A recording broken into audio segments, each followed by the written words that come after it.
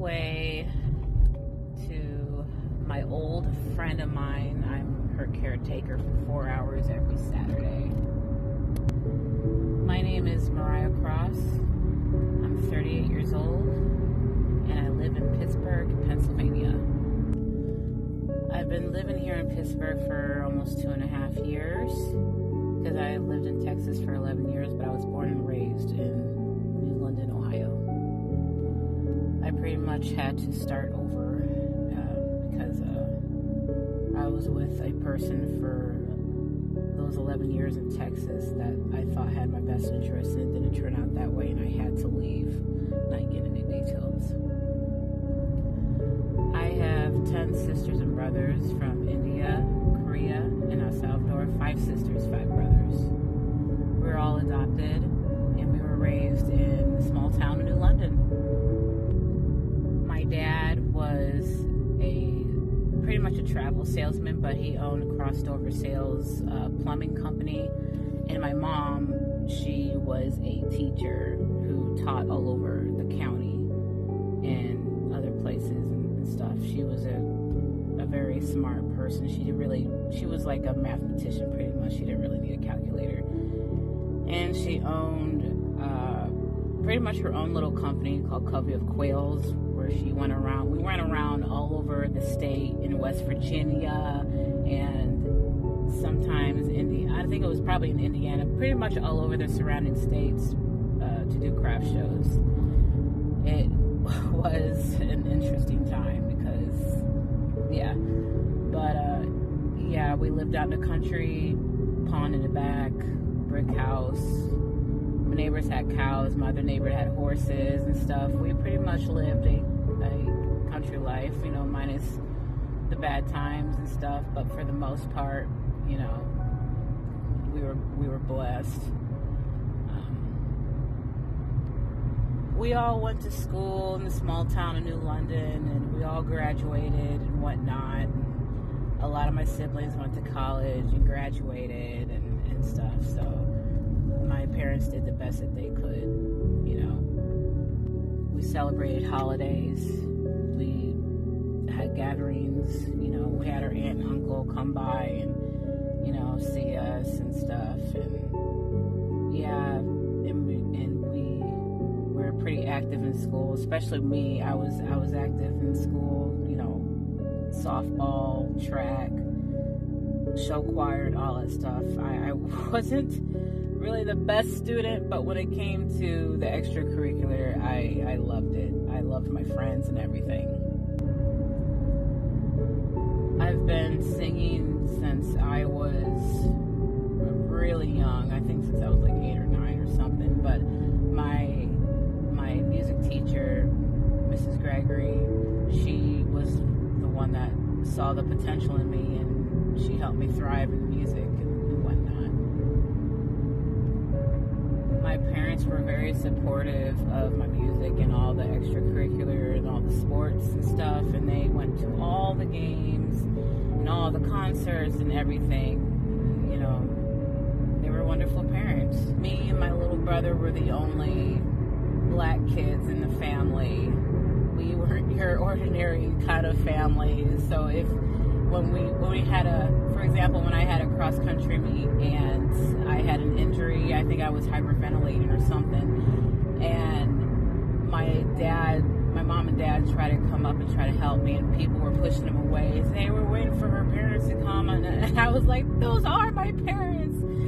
I'm not saying it was hard to have, white parents, because our neighborhood, our little town, they treated us normal. Like I didn't experience any racism. I mean, each of our stories in our family is different, but for me, for the most part, I had wonderful people in my life.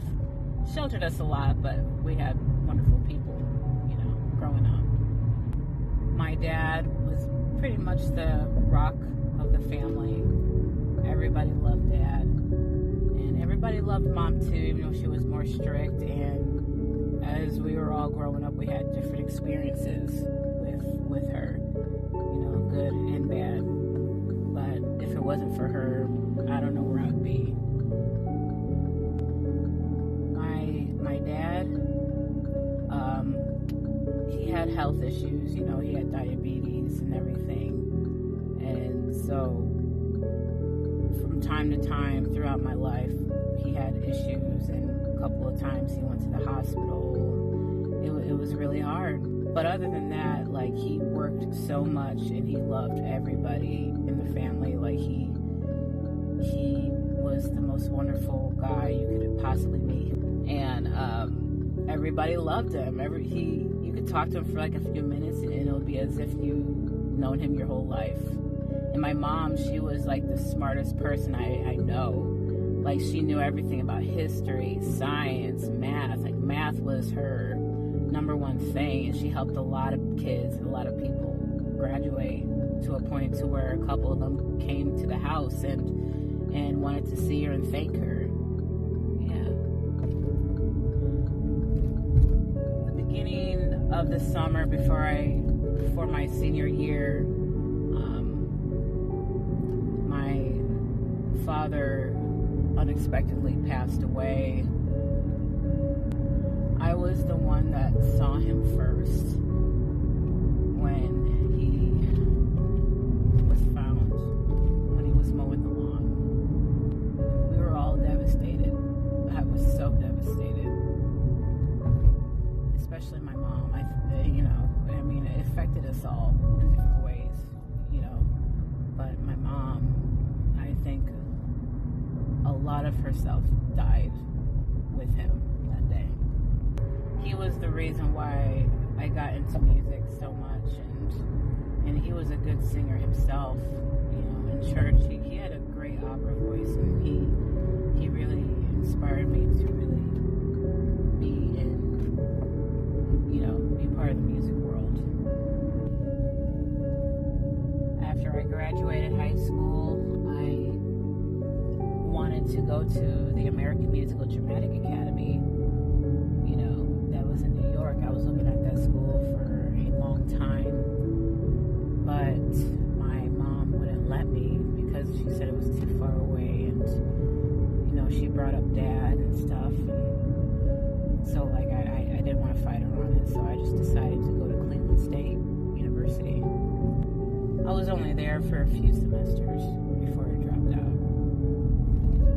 because I was starting to make bad choices and just not caring about anything, I guess, so to speak. And I guess when I was a kid, I just used my father's death as an excuse to, not really care about my passion anymore. So after I dropped out of Cleveland State, I just ended up being with somebody that just enabled me to, not make the best choices, just party, drinking, and not really caring about life, until I had this one moment that I will never forget for the rest of my life. I was driving in the middle of the night. Actually, I sneaked out of the house, but because I moved back to the house after I dropped out of Cleveland State, and I've been going to see my boyfriend at the time to, go hang out. And then when I sneaked out one time, the old vehicle my dad used to drive, that was my vehicle. After high school, I was driving on a country road, and then all of a sudden, right before I hit the railroad tracks, or when I went over the railroad tracks, my car broke down. Like, it stopped working right in front of the railroad tracks. Then about a second and a half later, there was a train that zoomed by so fast you couldn't even see it. It was one of those railroad tracks that don't have any flashing lights or anything. It was out in the country, middle of nowhere, and normally something like that never ever happens. My vehicle broke down in front of the train tracks, and then the train went by. I almost died that night. And then when that train went by, I sat there for a good 10 minutes thinking about my life. And unconsciously, I tried to turn off and turn back on the car to see if it would start again, and it started perfectly fine. that moment really changed the direction of my life. Like, man, what am I doing? I looked in the mirror that night and I'm like, Myriah, what are you doing? Your dad wouldn't be happy of, not trying to chase your dream, and, I was just thinking about my dad. Like, that was my epiphany. I almost died that night. And so over time has passed, and I was still making bad decisions until eventually I married my boyfriend at that time, and then I broke up with him because of the wrong decisions that he was making. I called him cheating or whatever, and divorced him. And then I decided to change my life and turn it around. So I started working out again and started getting back in my music again. And it felt like everything was going up ever since that time. I ended up getting an opportunity to move to Texas because I just wanted something fresh, and I was hoping to pursue a music career. And I took that chance, and I left New London, Norwalk area, and I drove all the way to, Houston, Texas. It was Houston, Texas. Then a few months after I moved to Houston, I got an opportunity to move to Fort Worth. And I was there in Fort Worth for 11 years. Let's just say that I was green, and I just had my hopes and my dreams on my sleeve, thinking that if I work really hard, then I'll end up with the right people that would help me get a career in music and whatnot. And it turned out to be a situation where I was taken advantage of, and a lot of terrible stuff happened over the years, and nobody knew what was going on. And I was enduring that for 11 years, and I escaped, and here I am in good old Pittsburgh, Pennsylvania. Thank God for my friend. My best friend helped me get out of that situation. I finally told her that I needed help, and she helped me escape that day. And ever since then, I took therapy and got back on my feet, and I ended up getting a job, then ended up getting a car, and then my own place and stuff. Like, Pittsburgh has been really great to me, and I've been trying to get on my feet ever since. I still was thinking about wanting to go back to school, and that American Musical Dramatic Academy in New York was still on my mind. And honestly, I didn't think that place was still there, because I was thinking about doing that like years ago. So I auditioned and I got accepted.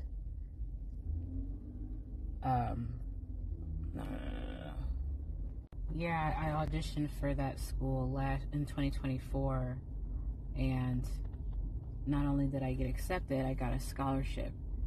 And then, also during that time, I unexpectedly found my biological mom and dad, because I put my DNA through Ancestry.com, because Black Panther was a huge thing in 2024, and so I wanted to see what tribe I was in and all this stuff. I wasn't even thinking about trying to find my real parents, because it was a closed adoption, and the old hospital that I was born in, they lost all my files, so I didn't think there was a fat chance to even find them.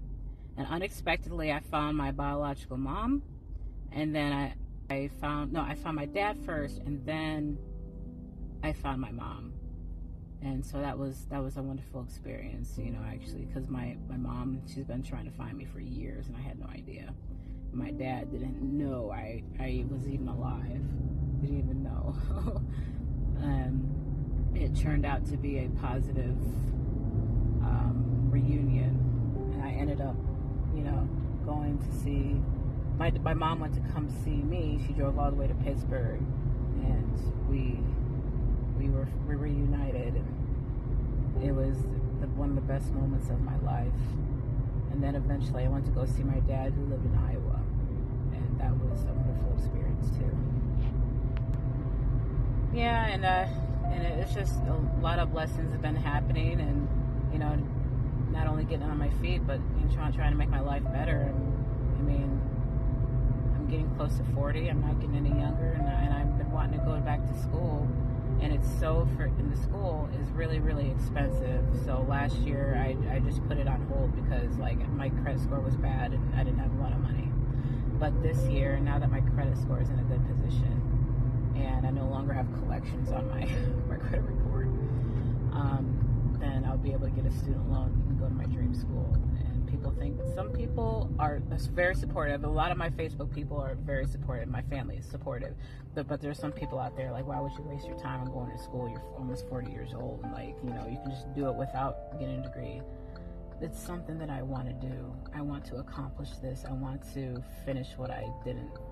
I want to finish what I started. This college has been my dream. And I want to get that degree. And I feel like this will change my life. Yeah, so Broadway and jazz and blues is my thing, and that's what I want to do. And so I called the school again. They still had my information, and I had to reapply this year. And my audition, I had to send in my audition video here in a few months. But they already gave me my acceptance letter and already gave me my award letter. So I already know I'm gonna go there regardless. And the job that I've been working at as a housekeeper for my senior residences for almost 2 years, and they've been so supportive of my music and everything. I did a concert there, a Christmas concert there, a jazz concert there, because they have their own they have their own theater, movie theater. They have their own salon, or chefs and stuff. It's not an assisted living, it's an independent senior living. So they love my singing and stuff, and they know, a lot of them know my story and whatnot. And I told one of my residences about it, and she came back around and she said she wanted to be my sponsor and donate a $10,000 scholarship towards my tuition. And I was bawling when she told me that she wanted to help me with my tuition. And so this increased my chances even higher of going to this school. So that's where I'm at right now. It is October, and I got a couple months until I got to send in my audition video. Even though I got my award letter, but they still want me to send in my audition video. It's so expensive. I mean, I did the federal aid package, financial aid and whatnot, so I can put in as much as I can into this tuition, and whatever's left over, I'm gonna attempt the student loan. And now that my credit score is in good standing, I'm very excited, and I can't wait. Right now, I'm going to my friend's place, Susan. She lives at the assistant living here, because I used to clean for her for almost a year. We became really, really close. And so when she moved, I told her I was going to come see her every week. And then when I told her that I was trying to make extra money to go towards the school, she hired me to be her caretaker every Saturday. Hello. Hey, Susan, how are you doing? I saw you call. I saw you were calling, but I was already on the elevator, so.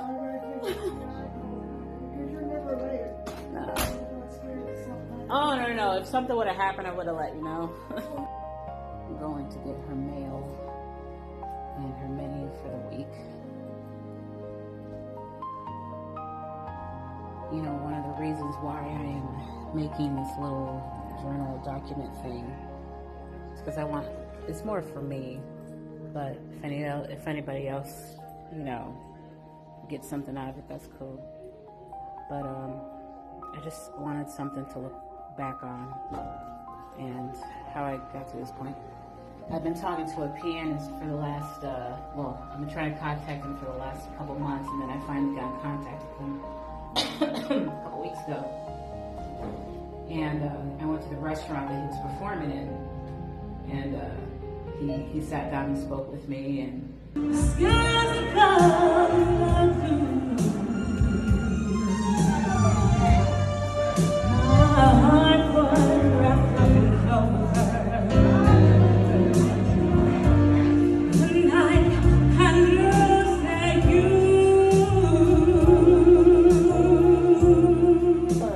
Before I start my next set, I'm like, oh, okay, cool, awesome. I did a song and he loved it so much. Eventually I did another song, and so we're gonna have rehearsal together next Saturday so I can make some extra money. I'm so excited about it.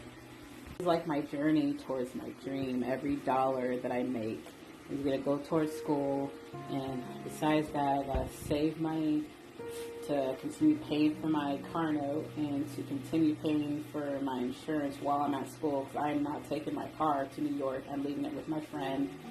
It's just, there's just so much to do and whatnot. So, and when I looked at that package and how much they're covering, oh my gosh, it is a lot of money. It gave me anxiety. My head almost exploded. But I believe in myself, so, I'm just glad this time I have a fighting chance.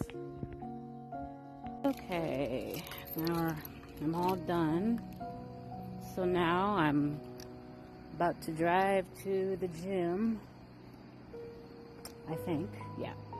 Unless I change my mind. But no, I'm going to go to the gym. So yeah, I was thinking about some things and all. And last year, after Thanksgiving last year, I found God again,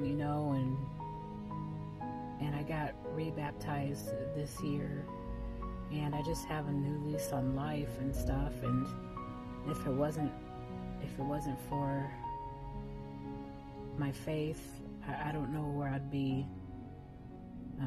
Because when I moved back to Pittsburgh, it's been a long time since I've been out, and my faith was a little rocky because of the stuff that I went through. And I just was, I don't know, I was a little bit lost. So that was one of the reasons why I took therapy. And I'm glad I did all that, and there were still some things I needed to heal about myself that I wasn't, being around people I wasn't ready for, and, but at the end of the day, I wanted to go to school, so I just wanted to stick to that job until I figured something out. But yeah, other than that, it was just the mental health and me taking therapy and stuff, and seeing people that I haven't seen in years. And then when I met up with one of the people that I used to care about years ago, I just realized that there's some things that I needed to work on and I needed to heal mentally. And also I'm grateful that over time, when I got back on my feet slowly, I started to mend the relationships of my sisters and brothers, my adopted sisters and brothers. Because ever since Dad died, we weren't really close. I mean, we weren't the closest, but, but since I made some bad decisions before, since I made some bad decisions after my dad passed, and then when I moved to Texas, my relationship with them completely severed. Not only because of the situation, but that person that I was with, I was kind of being a little brainwashed. But still not an excuse. I put myself in that position. And my mom died in 2017, but at the same time, I was being manipulated into not going because it was just really complicated. I just wasn't allowed to go. And long story short, but that was another hard thing. yeah, now that I'm here in Pittsburgh, I got on my feet and everything and stuff. I saw my sisters and brothers the first time in years, and it was such an experience that I really miss them very much. And you know, I got to see my siblings the first time in a long time, and that was good for me. That was good. I apologize to them for everything and for the stuff that I even put them through when I was in my early 20s. And we forgiven each other and stuff, and you know, that was that. I really want to try to get to that school one way or another, and now I have a huge shot. And you know, people think I'm crazy. Some people think I'm crazy that I'm gonna take a student loan just to go to school, and they think I shouldn't have to because I'm almost 40. I'm like, well, that's not your life, it's mine. Going to school is something that I want to do, and I can make a lot of connections too if I play my cards right. Sometimes I get lonely, you know. Sometimes I don't. You know, I wish I could be loved the way I would love somebody, you know. That's something that I want someday, and sometimes it'll work out and sometimes it doesn't. I want to be a musical theater performer or a jazz and blues performer, and I want to take acting classes, and I want to do voiceover and stuff. And I know that's just a little far-fetched from what people, you know, think, but I don't care. Man, I love this city. I'm not gonna lie. I'm not a Steelers fan, but I love this city. You know, I decided to make a video journal rather than write everything down. I mean, I could write some stuff down, but what would be a better experience to actually look back years from now and look at these videos, you know, just in case if I lose my memory when I get old or something. At least I'll have something that can never go away. I think everybody should do that.